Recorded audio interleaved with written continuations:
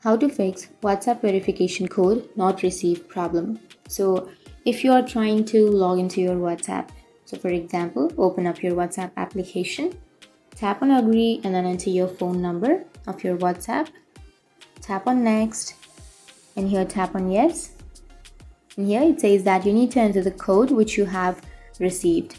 So tap on continue and if you have not received the code, so here I have received the code, right?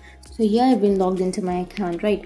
But if you're not receiving the verification code, then what you can do is simply tap and hold on to your WhatsApp application, go for app info, and under your app info now you need to simply go for notifications, and under your notifications, if you have turned off your notifications, then you won't receive the verification code.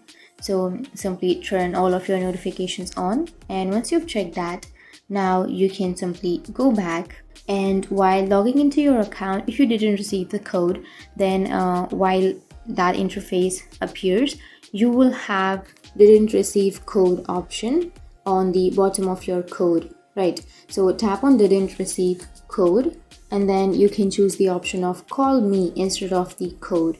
So instead of the code, you will get or receive a call, and then you can enter the last 4 or 6 digits of the number which you have received the call.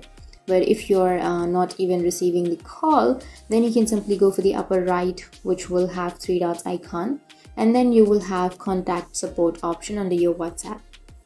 So you need to simply describe your problem of what you're facing, like you need to enter WhatsApp verification code not received problem, and once you enter all of that information, you need to simply tap on next, and once you tap on next, your feedback will be sent to WhatsApp and you will get some help with your WhatsApp.